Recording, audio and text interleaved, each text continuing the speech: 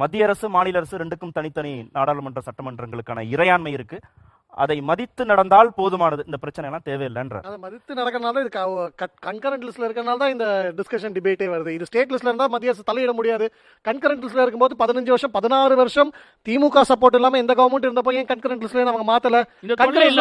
இந்த தொல்லை இல்ல. நீங்க பவர்ல இருந்தா முடிக்கணும். நீங்க சென்டர்ல பவர்ல இருந்தா உங்களுக்கு இது ஆளுநர் தொல்லையா தெரியாது, கன்கரண்ட் லிஸ்ட் தொல்லையா தெரியாது. ஏன்னா நீங்க சென்டர்ல பவர்ல இருக்கீங்க, உங்களுக்கு தேவையான ஆளுநரை போட்டுப்பீங்க, உங்களுக்கு தேவையான ஸ்கூல்ஸ் சிபிஎஸ்இ ஸ்கூல் ஸ்டார்ட் பண்ணிப்பீங்க. ஆனா நீங்க சென்டர்ல பவர் இல்லாத போது அது வந்து ஒரு பிரச்சனை தெரியாது. அப்போசிஷன்ல இருக்கும்போது நீங்க அப்போஸ் பண்றீங்க, பவர்ல இருக்கும்போது பண்ணலாம். முதல் விஷயம். ரெண்டாவது விஷயம், இவர்கள் அம்மா அவர்களும் சொன்னாங்க இந்த மாதிரி மற்ற மாநிலத்துலலாம் இருக்கு இல்லைங்கிறத பத்தி பேசும்போது, மகாராஷ்டிரால பிஜேபி கவர்மெண்ட் வந்தோடனே மராட்டியை ரிமூவ் பண்ணிட்டாங்களா, குஜராத்ல பிஜேபி கவர்மெண்ட் இருந்துட்டு குஜராத்தியை ரிமூவ் பண்ணிட்டாங்களா, கர்நாடகால பிஜேபி கவர்மெண்ட் வந்துட்டு கன்னடாவை ரிமூவ் பண்ணிட்டாங்களா, ஒரிசால இருக்க பிஜேபி கவர்மெண்ட் வந்து ஒடியாவை ரிமூவ் பண்ணிட்டாங்களா? ரிமூவ் பண்ணல. கடந்த மாநிலத்தையும் பாஜக ஆண்டு கொண்டிருக்கோம், ரிமூவ் பண்ணல. அடுத்ததான் கேட்டார்ல, மற்ற மாநில பாஜக மாநிலத்துல எத்தனை கிலோமீட்டருக்கு இருக்கு, இங்க தமிழ்நாட்டில் எத்தனை கிலோமீட்டர்?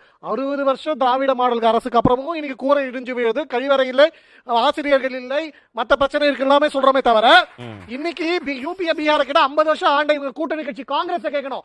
10 வருஷத்துக்கு முன்னாடி பிஜேபி ஆண்ட பொழுது இன்ஃப்ராஸ்ட்ரக்சர் என்ன, 10 வருஷத்துல இன்னைக்கு என்ன? ஒரே ஒரு விஷயம், மலரவே மலராது.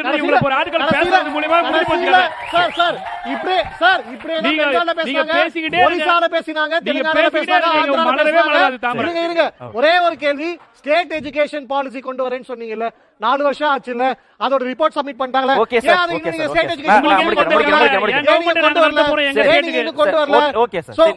ரொம்ப நேரம் கடந்துட்டோம் சார்.